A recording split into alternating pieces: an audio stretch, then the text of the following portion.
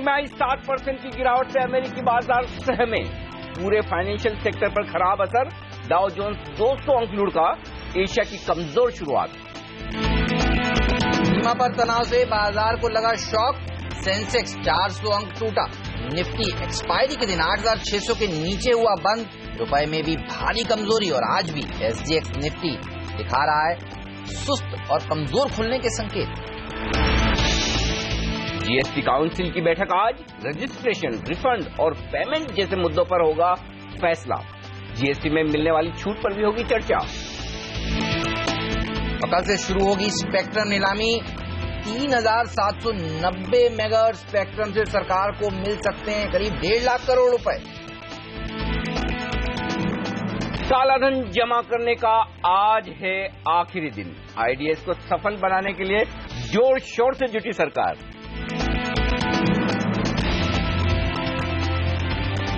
गुजरात में सर्वश्रेष्ठ और भरोसेमंद बिल्डर्स का हुआ सम्मान। सीएनबीसी बाजार रियल एस्टेट अवार्ड्स का हुआ ऐलान।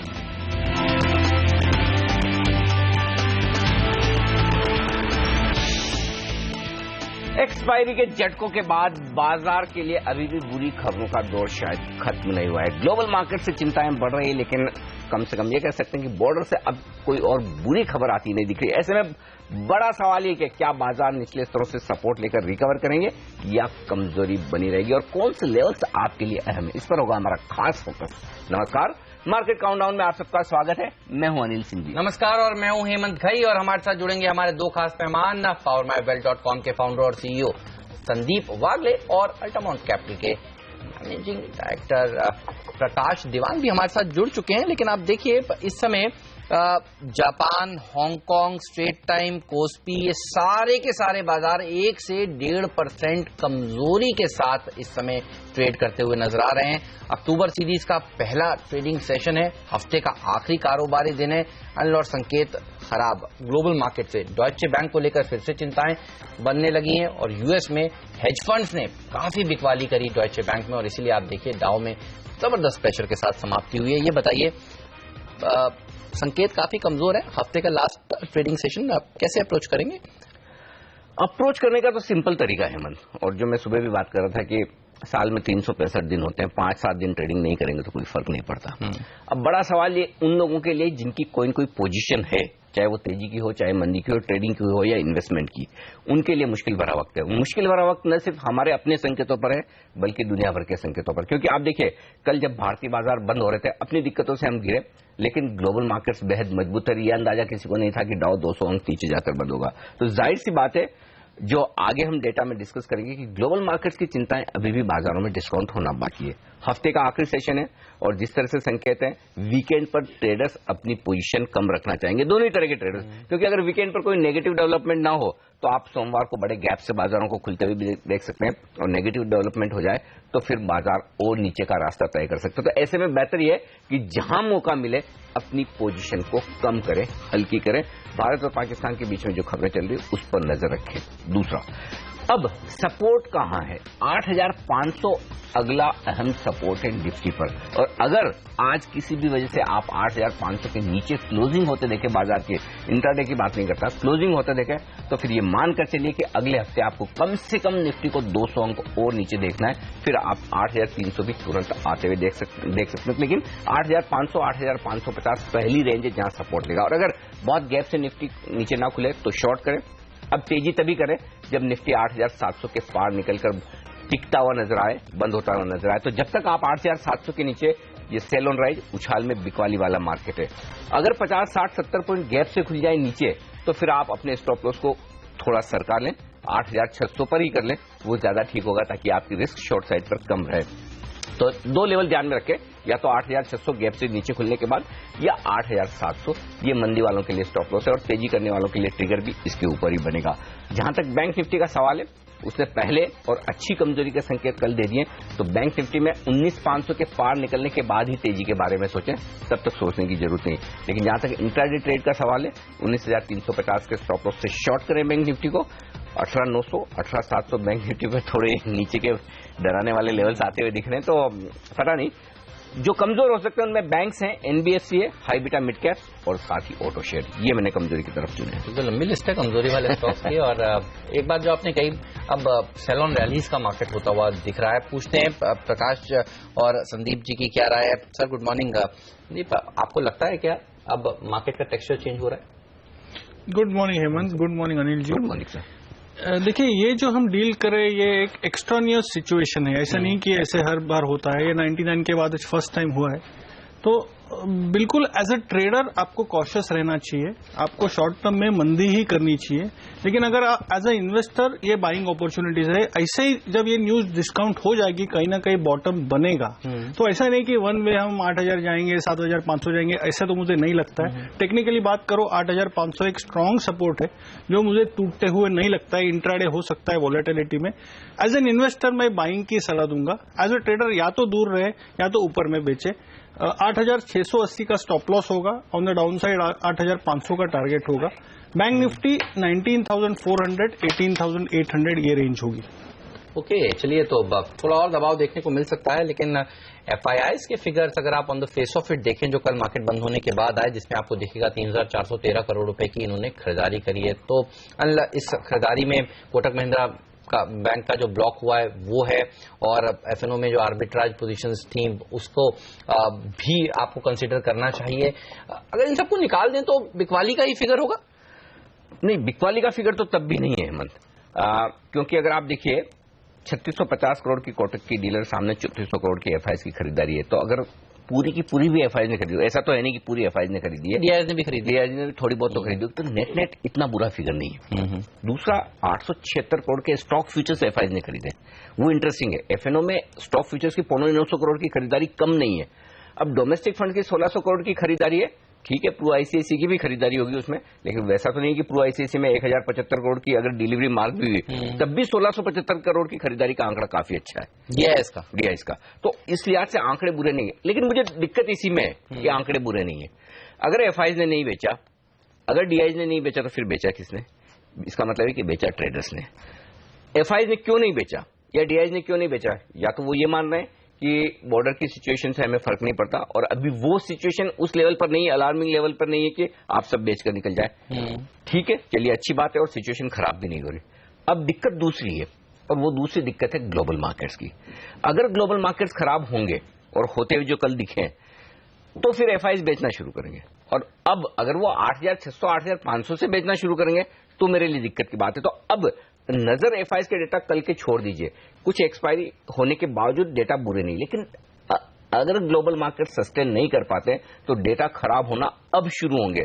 तो मैं आज के डेटा से देखना तय करूंगा कि आगे एफआईआई का रुझान क्या रहता है। तो कल तक के डेटा तो एक्चुअली देखा जाए तो बहुत अच्छे डेटा है, लेकिन प्रॉब्लम ये है ग्लोबल मार्केट और एक्सपायरी के दिन के डेटा को डाइसेक्ट करके समझना, वो भी जब कोटक महिंद्रा बैंक की डील हुई हो, ये कहना काफी मुश्किल हो जाता है। तो अब जो डेटा आएगा उससे रुझान बनता हुआ दिखेगा, आगे की चाल कैसी रह सकती है।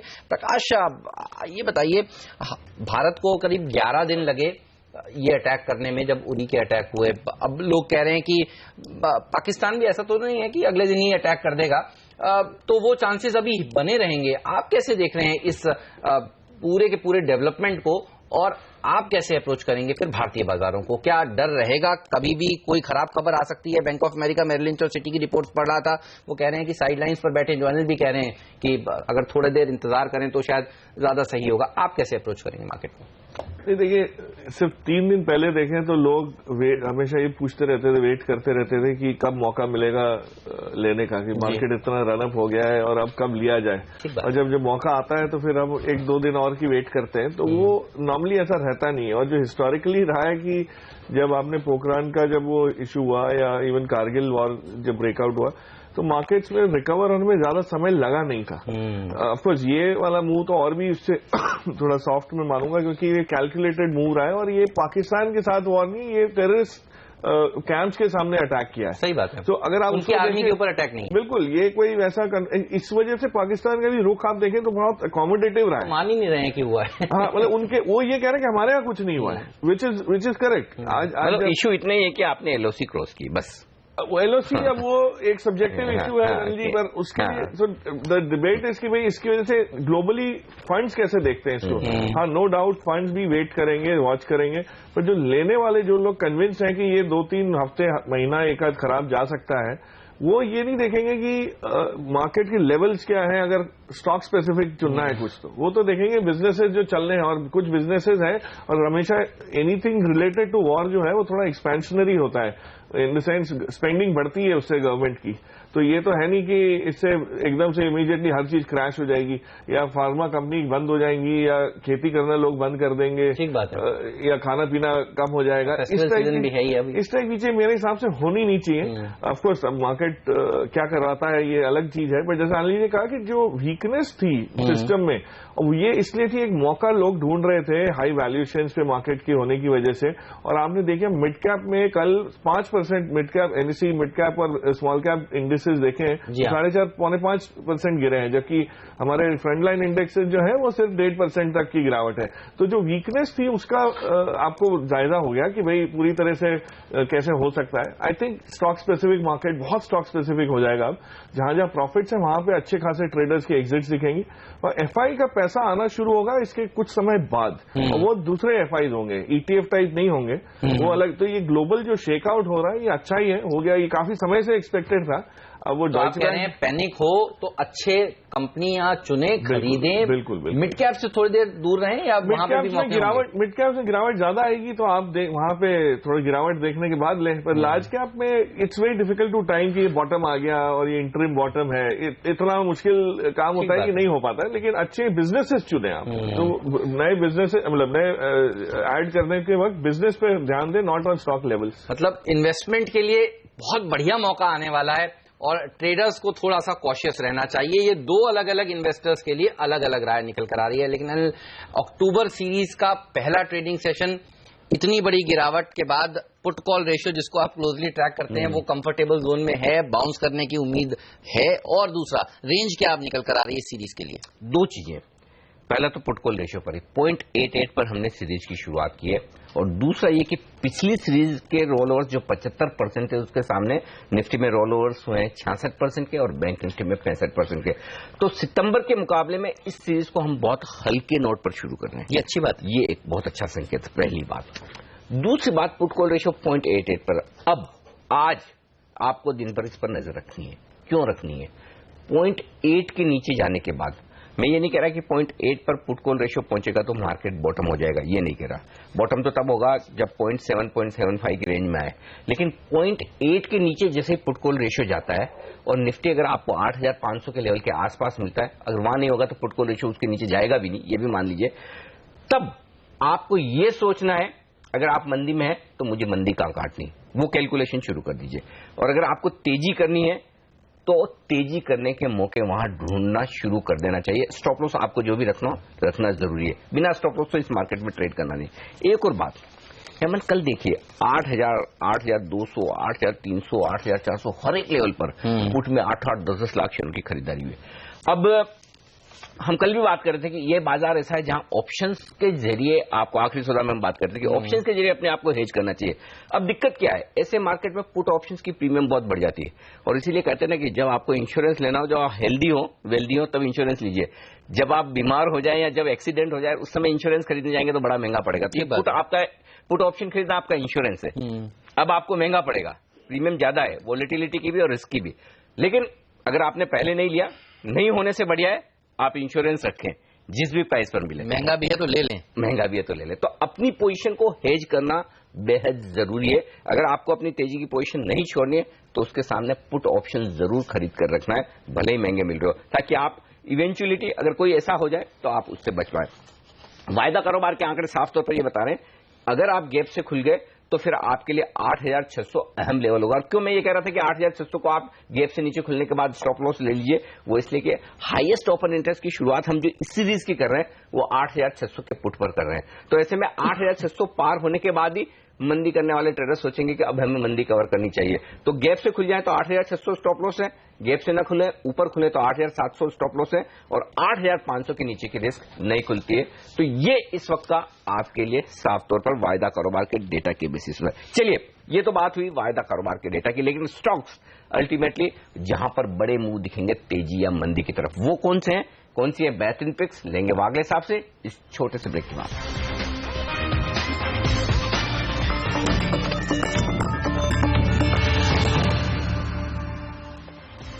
मार्केट काउंटडाउन में आप सभी का स्वागत है। वक्त है अब ये जानने का अक्टूबर सीरीज के पहले कारोबारी दिन, हफ्ते के आखिरी दिन आपको निफ्टी को किस तरह से ट्रेड करना चाहिए। राय आपके सामने मानव चोपड़ा की सबसे पहले, और वो कह रहे हैं बेचकर चलिए। टारगेट देखिए 8,500 का है, 8,640 के स्टॉप लॉस के साथ शॉर्ट पोजीशंस बनाए। लगता है दोनों की मीटिंग हुई है, मानव की और मुदित की, सेम लेवल है दोनों ही वही 8,500 8,640। नहीं, दो की नहीं है, तीनों की मीटिंग हुई है। तीसरे एक्सपर्ट भी देख लीजिए, कुणाल सरावगी वो भी कह रहे हैं बेचकर चलिए, टारगेट उनका भी वही। दरअसल 8,500 हम कल से कह रहे हैं कि ये इंपॉर्टेंट सपोर्ट है, और सबके टारगेट्स देखिए कमोवेश वहीं पर।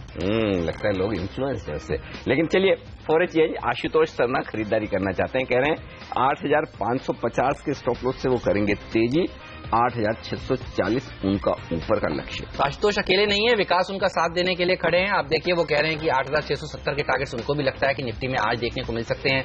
8,520 का स्टॉप लॉस भी जरूर रखना चाहिए। तो 5 एक्सपर्ट्स में से 2 एक्सपर्ट्स बुलिश और 3 बेरिश। चलिए, राय बटी हुई, और ये सुनकर अच्छा लग रहा है कि कुछ लोग हैं जो खरीदारी भी करना चाहते हैं। प्रकाश भी इनके साथ। हाँ, ठीक उसी तरह से जैसे स्टूडियो में भी राय बटी हुई। वागले साहब कह रहे बेचिए, प्रकाश कह रहा खरीदिए, और ये तो होना ही चाहिए, तभी बाजार में 2 तरह के व्यू होंगे तो ट्रेड होगा। सब एक ही तरफ सोचेंगे तो ऊपर या नीचे के सर्किट लगेंगे, ट्रेड कैसे होंगे। तो 8,640 ऊपर की तरफ पहला और अहम इंपॉर्टेंट लेवल है, और दूसरा है 8,670। इस 30 पॉइंट के रेंज को पार करने के बाद तेजी का मूड माहौल बनेगा, पहली बात। दूसरी बात, नीचे की तरफ क्या है, 8,500 से लेकर 8,550, ये 50 पॉइंट की रेंज नीचे अहम सपोर्ट है, तो इस पर रखिएगा नजर। चलिए, ये तो बात हुई निफ्टी की, लेकिन कौन से वो 5 स्टॉक्स हैं जहां पर आपकी नजर आज जरूर होनी चाहिए, आइए जानते हैं 5 का पंच।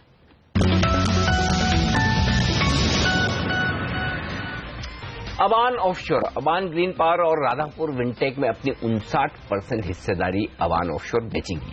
तो एक खराब खबर मैं आपके सामने रख दूं, एल्केम लैब्स करीब 20 से 29 सितंबर के बीच में इनकी फैसिलिटी पर जांच हुई थी यूएस एफडीए द्वारा, दमन फैसिलिटी पर। और ये फैसिलिटी इंपॉर्टेंट इसलिए है क्योंकि यूएस सेल्स का करीब 30% हिस्सा यहां से आता है, और अब उसको लेकर कुछ कड़े ऑब्जर्वेशंस यूएस एफडीए ने सामने रखे हैं। तो आज भी हो सकता है ये शेयर प्रेशर में रहे, हालांकि पिछली बार भी जब फैसिलिटी पर जांच हुई थी तब भी ये दबाव में पहले रह चुका है। उसके अलावा एचसेल टेक पर रखिए नजर।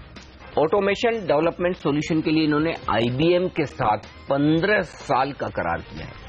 तो आईटी कंपनियां फोकस पे रहनी भी चाहिए, इसलिए भी क्योंकि आप देखिए एसेंचर्स के नंबर्स काफी जबरदस्त रहे हैं। और मैं भी आपके सामने एक आईटी कंपनी पेश करना चाहता हूं, मेजेस्को। जी हां, ये ऐसी कंपनी है जो इंश्योरेंस सॉफ्टवेयर प्रोवाइड करती है, और जो इसकी पेरेंट कंपनी है NYSE पे लिस्टेड, उन्होंने एक कंपनी के साथ करार किया है। तो यहां पर भी आज तेजी बन सकती है। और फाइनली वेदांता, यहां एक बुरी खबर, और बुरी खबर यह है कि लांजीगढ़ यूनिट को स्टेट पोल्यूशन बोर्ड की तरफ से एक नोटिस मिला है, और उनका यह कहना है कि वेदांता ने गैर कानूनी तरीके से जहरीला सामान बेचा है।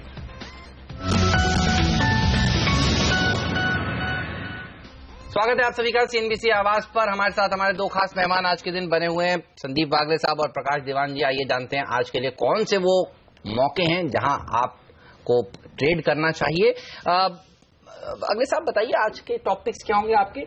मैं मानकर चल रहा हूं मंदी वाले प्लेयर्स ज्यादा हैं आपके लिस्ट में। सारे बता दूं, मेरे 3 ही है। चलिए सारे ही बता दीजिए फिर तो। एक तो sell on Bharat financial, stop loss 848, target 792।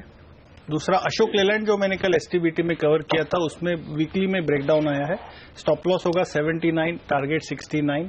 और एक सेल है अपोलो हॉस्पिटल में, स्टॉप लॉस होगा 1359, टारगेट 1289।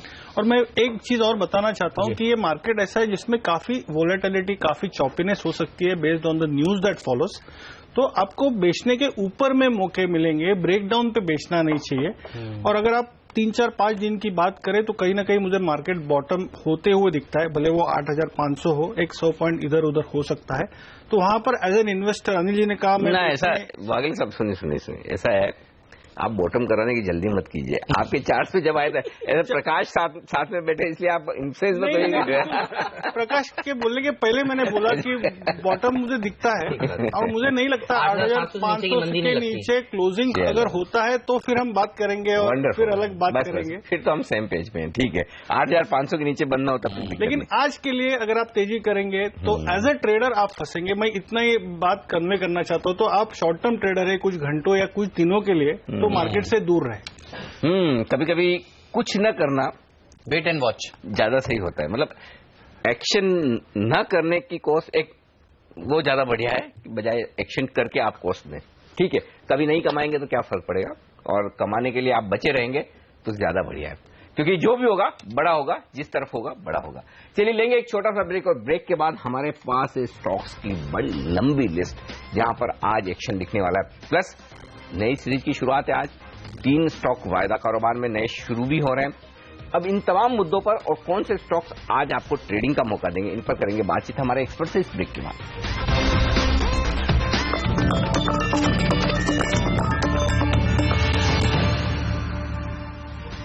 स्वागत है आप सभी का CNBC आवाज पर। भारत ने पाकिस्तान पर कल देर रात जिस तरह से सर्जिकल ऑपरेशंस की, उसके बाद ब्रोकरेज हाउसेस की क्या रिपोर्ट्स निकल कर आ रही हैं, चलिए सीए चलते हैं नियति के पास और जानते हैं। नियति, ब्रोकरेज हाउसेस क्या कह रहे हैं, खासतौर पर CLSA जैसे ब्रोकरेज हाउस की राय बताएं। CLSA बहुत क्लियरली ये कह रहा है कि बाइंग अपॉर्चुनिटी है। क्यों? क्योंकि जिस तरह से पहले के अगर डेटा देखा जाए, चाहे वो 2001 में जब पार्लियामेंट अटैक हुआ था या फिर मुंबई का टेरर अटैक जब हुआ था, तो अगले 1 महीने तक हाँ जरूर 4 से 5% का एक डिप आया था इमर्जिंग मार्केट्स के MSCI इंडेक्स में, मगर ये बाइंग अपॉर्चुनिटी होगी। यहां से आपको खरीदारी करनी चाहिए। जिस लेवल्स पे अभी मार्केट आ गए हैं, आपके लिए निवेश के बेहतरीन मौके हैं। इनके टॉप पिक्स में HDFC Bank, IndusInd Bank, ICICI Bank, Reliance Industries, Power Grid, HCL Tech, Sun Pharma, ITC और जी एंटरटेनमेंट जैसे दिग्गज ब्रोकरेज हाउस शामिल हैं। इनका साफ तौर पे मानना है कि ये जिस लेवल्स पे अभी आ गए हैं, बेहतरीन मौका है आपके लिए आगे लंबी अवधि के लिए निवेश करने का। Bank of America Merrill Lynch का मानना है कि किसी तरह का और एस्केलेशन ये नहीं देख रहे हैं। ये जो मार्केट का कल करेक्शन हुआ है बिल्कुल अनजस्टिफाइड है।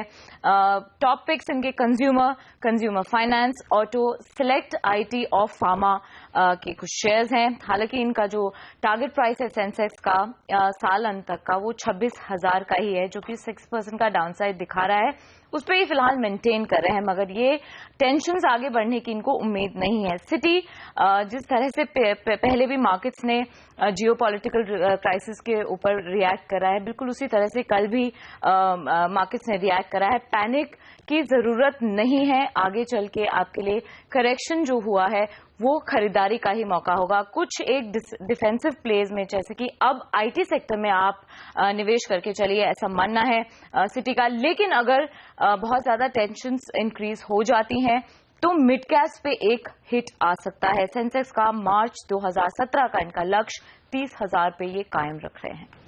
ओके, सिटी 30,000, मेरिल 26,000 और सेंसेक्स है इस वक्त 27,800 पर, बीचों बीच। देखते हैं कौन सही होगा, पहले 26,000 आता है या पहले 30,000 आता है। लेकिन फिलहाल एक बात तो तय है, राय सारे FI ब्रोकरेजेस की यही कि ज्यादा घबराने की जरूरत नहीं है, और कमजोरी होगी तो मौका होगा आपके लिए खरीदारी करने का। ये एक संकेत साफ तौर पर आता दिखा। तो क्या खरीदारी का मौका IT शेयरों में है, ये जानने की कोशिश करते हैं। प्रकाश, एक्सेंचर के रिजल्ट, रुपए में थोड़ी कमजोरी, HCL टेक को 15 साल के लिए IBM के साथ करार, और हिलरी क्लिंटन की बढ़त। इसके अलावा भी आपको और कुछ चाहिए जिसकी वजह से आप IT शेयर खरीदें, या ये काफी है? ऐसा है कि जो जिसको कहते हैं fear of fair is more dangerous. तो यहाँ पे डर ज्यादा है कि अगर डोनाल्ड ट्रंप आ जाते हैं और उन्होंने जो आईटी कंपनीज के जॉब्स रिलेटेड जो प्रोपेगेंडा किया हुआ है, अच्छा असलियत में क्या होगा वो बहुत अलग हो सकता है। ये रेटोरिक जिसको कहते हैं इंग्लिश में कि इलेक्शन से पहले बोलबाला इस टाइप की चीजों का रहता है, तो वो उस संदर्भ में थोड़ा सा मार्केट आईटी कंपनी की तरफ थोड़ा झुकाव कम रखे हैं। बट अब जो माहौल इंडिया में बन रहा है अनिल जी, उससे बहुत साफ जाहिर है कि आईटी और फार्मा वापस डिफेंसिव का जो प्योर नेचर उनका है वहां पे प्ले वापस शुरू हो जाएगा। लेकिन आईटी में इस बार की जो गाइडेंस आई है उसको देखते हुए थोड़े वैल्यूएशन करेक्ट हो गए, तो मैं नहीं समझता ओवर प्राइस्ड है। लेकिन बहुत बड़ी अपॉर्चुनिटी अगर देखनी है तो वो आपकी अक्टूबर के बाद ही बनेगी, नवंबर नजदीक जैसे आ जाएगा उसके बाद ले। बट आईटी में छोटी कंपनीज में आई थिंक दिल बी अ बिग अपसाइड। जो मिड साइज कंपनी है, परसिस्टेंट सिस्टम्स है, या आपके सोनाटा सॉफ्टवेयर है, लोकली काफी काम वो भी करते हैं, और जो ग्लोबली जो नीश प्लेयर्स हैं, फर्स्ट सोर्स लिमिटेड है जो हेल्थ केयर के ऊपर डिपेंडेंट है, उसमें कोई उनको हटा ही नहीं सकता। तो इस टाइप की कंपनीज में मेरे हिसाब से थोड़ा सा ज्यादा अपसाइड रहेगा as compare to a Wipro या टीसीएस या इन्फोसिस। सो इन बड़ी कंपनीज में असर ज्यादा पड़ता है कोई भी नेगेटिविटी का, छोटी companies still get away because वो नीश प्लेयर्स हैं। तो थोड़ी सी वेट करके फिर डेफिनेटली आईटी लिया जा सकता है। बहुत कोई उसमें नेगेटिविटी इतनी नहीं है जितनी समझ आ रही है अभी। तो निवेश आप किया जा सकता है, मिड कैप आईटी कंपनीज निवेश के लिए बेटर हो सकती हैं। लेकिन ट्रेडर्स के लिहाज से, क्योंकि देखिए Q4 के जो नतीजे एसेंचर्स ने कल पेश किए हैं वो अच्छे नतीजे पेश किए हैं, और जो इन्होंने गाइडेंस दी थी पिछली बार उसको 3 बार रिवाइज किया था ऊपर की तरफ, और उस रिवाइज्ड गाइडेंस पर भी ये नतीजे खरे उतरे हैं। तो कोई स्टॉक आईटी में जहां आपको लगता हो कि ट्रेडिंग के लिहाज से आज लॉन्ग पोजीशंस बनाई जा सकती है, या आपको लगता है अवॉइड करना चाहिए HCL टेक को जहां खबरें हैं, या विप्रो, इन्फी, टीसीएस, कोई स्टॉक जो आपको अच्छा लगता है, या फिर छोड़ देंगे?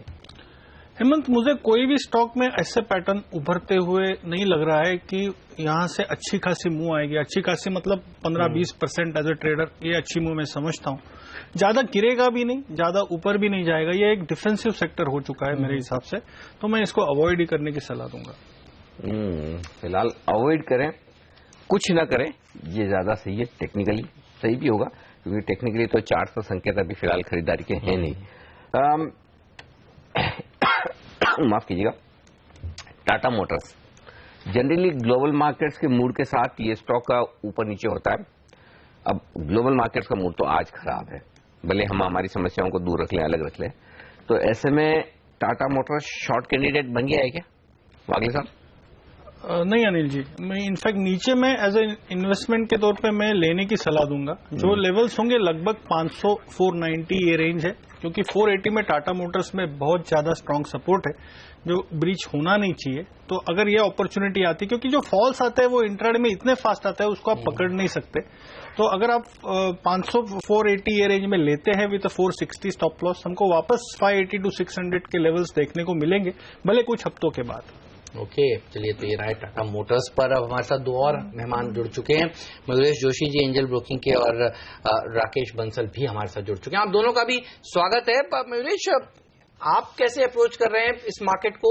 बड़ी गिरावट में क्या आपको लग रहा है खरीदारी के अच्छे मौके हैं? क्योंकि कुछ फॉरेन ब्रोकरेज हाउसेस की रिपोर्ट्स हम पढ़ रहे हैं, CLSA कह रहा है गिरावट में HDFC Bank, IndusInd Bank, ICICI, Reliance, HCL Tech, Sun Pharma जैसे स्टॉक्स को खरीदारी करनी चाहिए।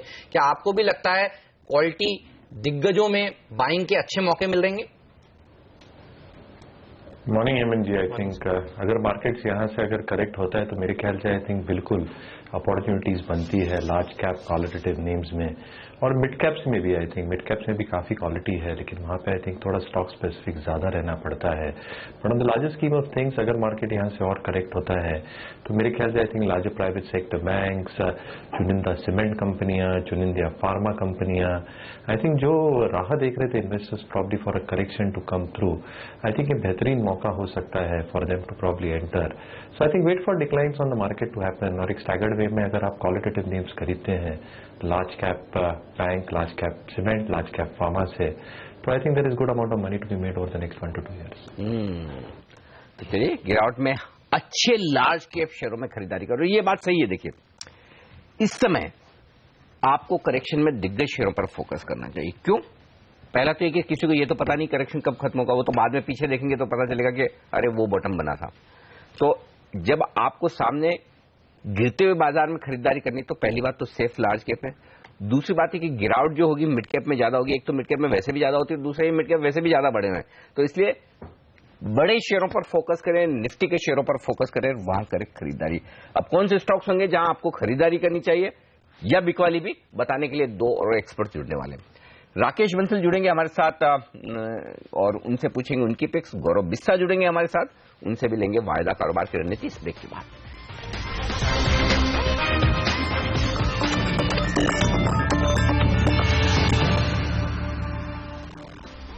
हमारे एक्सपर्ट्स हमारे साथ है इस वक्त संदीप वागले साहब, प्रकाश दीवान, राकेश बंसल, गौरव बिस्सा और मयूरेश जोशी। दमदार पैनल है, होना भी चाहिए। बाजार जिस तरह के हालात में आपको एक्सपर्ट्स की राय की इस वक्त सबसे ज्यादा जरूरत होती है, तो वायदा कारोबार के लिए हम रणनीति लेंगे गौरव से। बस गौरव माइकअप हो रहे हैं, हमसे कुछ सेकंड्स में हमारे साथ जुड़ जाएंगे, उनसे भी पूछेंगे। लेकिन उससे पहले राकेश हमारे साथ है, तो राकेश की पिक्स ले ली जाए। बिल्कुल राकेश जी बताइए, आपने क्या देखा है आज, कहाँ ट्रेडिंग के मौके हैं आपके लिए? गुड मॉर्निंग अनिल जी। अनिल जी, मुझे लगता है मार्केट में शॉर्ट होकर जाना चाहिए। एक बड़ी रैली देखने को मिली थी और कल पहली बार देखें तो एक रिवर्सल देखने को मिल रहा है। As of now bank Nifty में तो टोटली क्रैक हो चुका है और निफ्टी में इमीडिएटली 8550 का एक सपोर्ट है जो मुझे लगता है टूट जाएगा।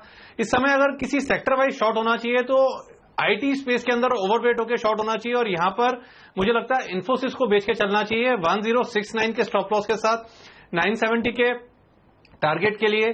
दूसरा एक सेल कॉल होगा अशोक लीलैंड पर। अशोक लीलैंड ने कल के सत्र में अनिल जी 80 रुपए की एक क्रिटिकल नेकलाइन तोड़ी है, उसके नीचे क्लोजिंग ली है। इन स्तरों पर उछाल पर अशोक लीलैंड को बेचने की राय रहेगी 80 रुपए के स्टॉप लॉस के साथ 67 रुपीज के टारगेट के लिए। और तीसरा कॉल होगा सेल कॉल इंडिया सीमेंट पर। अंबुजा सीमेंट, एसीसी सीमेंट पहले से करेक्शन दिखा रहे थे और इंडिया सीमेंट ने कल पहली बार अपना एक क्रिटिकल सपोर्ट तोड़ा है, स्टॉक एक करेक्टिव मोड में एंटर करा है। इंडिया सीमेंट को बेचने की राय रहेगी 144.50 के स्टॉप लॉस के साथ 122 रुपए के लक्ष्य के लिए। ओके, तो Ashok Leyland, Infosys, India cement, 3 top picks, तीनों मंदी की कॉल्स। वागले साहब ने भी अशोक लीलैंड में बिकवाली करने की राय दी थी। ध्यान रखिए कॉमन स्टॉक्स हैं तो यहां पर ज्यादा गिरावट देखने को मिल सकती है। जब से हिंदुजा फाउंड्रीज के साथ विलय की खबरें आई सामने, तब से हम देख रहे हैं ये शेयर अच्छा प्रदर्शन नहीं दिखा पा रहे। लेकिन खरीदारी कहां करनी चाहिए, प्रकाश दीवान जी से बेहतर और कौन बता सकता है। सर ये बताइए, कोई स्टॉक जो आपको लगता हो लार्ज कैप में बाइंग करें, अच्छा प्रदर्शन देखने को मिलेगा इस सीरीज में या आगे? बिल्कुल। नहीं, जब बाइंग की बात हो रही थी तो मैं अनिल जी की सलाह बिल्कुल मान रहा हूं कि अभी मिड कैप से दूर रहे, तो मैंने कहा इसलिए लार्ज कैप पे थोड़ा फोकस करें और वो भी एक शॉर्ट टर्म के लिए किसी को चाहिए तो ये एक बहुत बढ़िया पोजिशनल कॉल बन सकता है। मतलब इसको पोजिशनल कहेंगे या नहीं, बट हो सकता है नवंबर दिसंबर तक। पीएनबी चुना है मैंने और इसके कुछ ट्रिगर्स इसमें बहुत मेजर आ रहे हैं हेमंत। एक तो कि बैंकिंग में आज आपको थोड़ी जो कल से जो गिरावट आई है, अब देखिए पीएनबी में इतना कोई नेगेटिव रिएक्शन नहीं आया जितना आईसीआईसीआई और दूसरी बैंकों में आया, क्योंकि इसमें बढ़त भी वैसी नहीं थी। तो इसमें से एग्जिट्स इतने थे नहीं ना, इसमें ओपन इंटरेस्ट कोई बहुत खास पहले नीचे की तरफ भी शॉर्ट बिल्डअप या ऐसा कुछ हमने देखा हो। दूसरा जो पीएनबी हाउसिंग फाइनेंस का जो ड्यू है आईपीओ, उसमें जो वैल्यू अनलॉकिंग होगी इनके लिए हाउसिंग फाइनेंस का भी। आज देखिए आईप्रूव का जब इशू आना शुरू हुआ तो आईसीआईसीआई बैंक के चाल आप देखिए, और जब फाइनली इशू हो गया तो वो कंज्यूमेट हो गया और एक सेल ऑन इवेंट जो बोलते हैं वो शुरू हो गया। पीएनबी का लिए एक सब्सिडरी पीएनबी हाउसिंग है, ये भी अच्छा खासा पैसा इनको जुटा के देगी। और पीएनबी की जो प्रोविजनिंग है उसका बहुत सारा वजन इस पर्टिकुलर इनफ्लो से घट जाएगा। और अगर प्रोविजनिंग घटता है तो PNB becomes much more leaner and healthier as compare to आपके काफी बड़े पीएसयू बैंक्स। तो मुझे लग रहा है कि पीएनबी में वैल्यू अभी भी है और जो रीस्ट्रक्चरिंग जहां सबसे असरकारक रही है, जो अच्छी बैंक्स थी वहां पे तो क्लीनअप का कोई बहुत इंपैक्ट नहीं होता है, जो नहीं अच्छी बैंक्स थी वहां पे क्लीनअप का असर ज्यादा रहता है। तो इस टाइप की बैंक्स में री रेटिंग अब थोड़ा सा ड्यू है। 180-85 का टारगेट लेके भी अगर चले तो दिसंबर तक पीएनबी में हासिल हो सकता है। और एक लास्ट चीज बोलना चाहूंगा, जितने शेयर होल्डर्स पीएनबी के हैं उनको शायद हाउसिंग फाइनेंस के आईपीओ में एलिजिबिलिटी भी आ जाएगी। तो कुछ नहीं तो टोकन बेसिस पे आप 10-10 शेयर भी लेके रखेंगे तो अपने जो डीमैट अकाउंट है तो वहां भी आपको एक फेवरेबल वो मूव मिल जाएगा। टोकन धीरे धीरे लेना चाहिए। ठीक है, अच्छा चलो टोकन नहीं लेना है, एक साथ लेना है, तो एक साथ वाला लेवल कौन सा होगा? जहां सारा जितना लेना सब ले लीजिए। देखिए इसमें ऐसा है कि अभी भी इस लेवल पे जो मैं बोल रहा हूँ, और आज शायद आपको बहुत बढ़िया मौका मिलेगा। इससे नीचे अगर आता है तो थोड़ी देर के लिए टेम्पररी आएगा, पर जो मूव है हम देख रहे हैं यहाँ से 180 185 का लीजिए, तो अपसाइड तो बहुत ज्यादा है। It's a significant move from 140 levels जो मेरे ख्याल से कल के आसपास जो था, तो अच्छा खासा मूव है। आज भी ले सकते हैं, मार्केट खुलिए, 1 घंटा वेट करिए, जो गिरावट आनी है अब्जॉर्ब हो जाने दीजिए और फिर ले लीजिए। और अगर उर्जित पटेल जी कोई एक सरप्राइज 25 बेसिस पॉइंट का रेट कट दे दें तो फिर तो ये सेक्टर अच्छा प्रदर्शन दिखा सकता है। केवल 2 ट्रेडिंग सेशन बचे हैं, देखिए आज का और सोमवार का, उसके बाद 11 बजे मंगलवार को 4 तारीख को पॉलिसी है। तो चलिए पॉलिसी से पहले खरीदारी करने का मौका बैंकिंग शेयर देंगे। अब किस लेवल पर आपको लेना है वही देखिएगा। तो बैंक निफ्टी के लिए वो लेवल कौन सा होगा जहां मजबूत सपोर्ट है वायदा कारोबार के लिहाज से सीरीज की शुरुआत में, और पॉलिसी के पहले खरीदारी का मौका किस लेवल पर बनेगा, ये पूछेंगे हम गौरव बिस्सा से इस ब्रेक के बाद।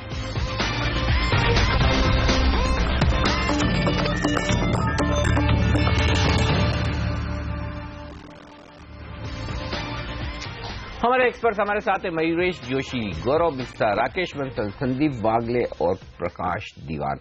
चलिए, जैसा कि ब्रेक से पहले हमने कहा था वायदा कारोबार के देंगे आपको रणनीति। गौरव हमारे साथ है। गौरव, पहले तो बताएं निफ्टी और बैंक निफ्टी पर क्या राय है आपकी, और कहां आपको मजबूत सपोर्ट दिखते हैं? Good morning. अगर बात की जाए निफ्टी बैंक निफ्टी के ट्रेड की, अगर तो मैं कहूंगा कि आइडियली थोड़ा इंतजार करना चाहिए। रहती मार्केट्स ओपन स्टेबिलिटी आती है, वहां पे अगर आप खरीदी आप इक्वली करते हैं तो वो आइडियली सेफ होता है। और रही बात सपोर्ट्स की, तो मैं ये कहूंगा निफ्टी के लिए 8500 है वो इमीडिएट सपोर्ट है। अगर आप ऑप्शंस का डेटा अगर देखेंगे, ये सीरीज की बात नहीं करूंगा, पिछले 3 या 4 महीने के, तो 8500 के पुट ऑप्शन में काफी अच्छी सेलिंग हुआ करती थी। तब हम अराउंड अबाउट 80 8600 करीब ट्रेड करते थे। 2-3 बार में वहां से उछाल भी मारी है, तो वो लिहाज से 8500 जो है वो एक इमीडिएट सपोर्ट है निफ्टी के लिए। And same goes for bank Nifty. अगर आप जुलाई सीरीज का आंकड़ा अगर आप देखेंगे तो 19,000 कॉल ऑप्शन में काफी सेलिंग हुआ करती थी। उस वजह से हमने 3 या 4 बार कोशिश की 19,000 पार करने की, लेकिन नहीं कर पाए। तो फुल जुलाई मंथ जो है हमने जुलाई से अगस्त तक के आप अगर देखेंगे तो उसमें अच्छे खासा एक सेलिंग देखने मिली 19,000 को। वो पार किया तो हमने एक क्विक 700-800 पॉइंट का मूवमेंट देखने मिला।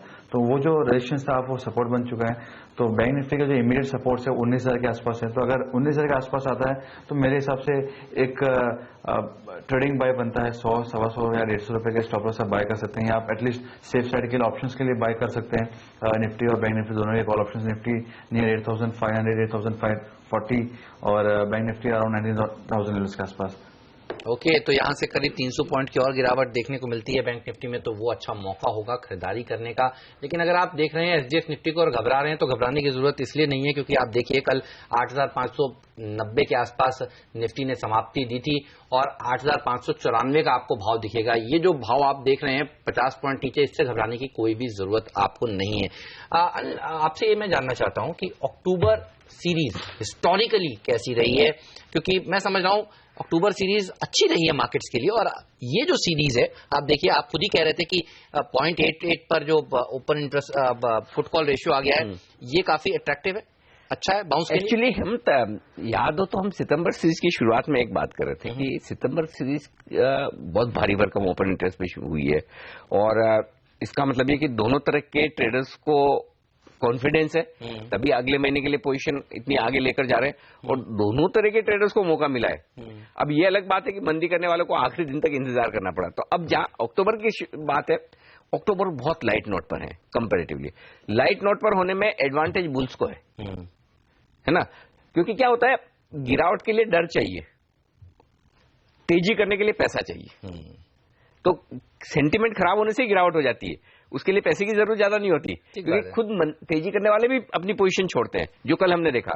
तो अब जब हम अक्टूबर सीरीज हिस्टोरिकली मजबूत रहती है, अच्छे खासे कम ओपन इंटरेस्ट के साथ हम शुरुआत कर रहे हैं, पुट कॉल रेशियो 0.88 पर थोड़ा और गिर जाए, तो मुझे लगता है कि ये सीरीज आपको, इस बात से मैं जरूर प्रकाश से भी पूरी तरह से सहमत हूं कि एक मौका देने वाली है, और वो मौका लाइफ टाइम तो नहीं बोल सकता, लेकिन हाँ ये जरूर बोलूंगा कि एक ऐसा मौका होगा जिसे लोग याद रखेंगे। तो ये महीना होगा जब आपको कहीं न कहीं, कभी न कभी, किसी न किसी लेवल पर बड़ा पैसा मार्केट में डालना है।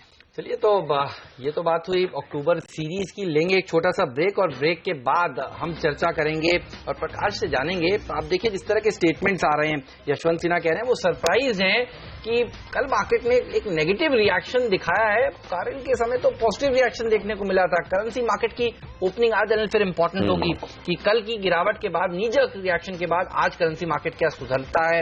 अमिताभ कांत भी कल देखिए कह रहे थे कि बाजार को तो पॉजिटिवली लेना चाहिए, टेररिस्ट का खात्मा हो रहा है, तो ये तो अच्छा है, इकोनॉमिक स्थितियां अच्छी बनती हुई नजर आएंगी। चलिए इस सब पर बात करेंगे ब्रेक के बाद। प्रकाश दीवान जी हमारे साथ बने हुए हैं, संदीप वागले साहब, गौरव बिस्ता, राकेश बंसल, मयूरेश जोशी, एक्सपर्ट का दमदार पैनल हमारे साथ जुड़ा हुआ है और लेकर आएंगे हम पहला सौदा रहेगी करेंसी मार्केट पर भी नजर।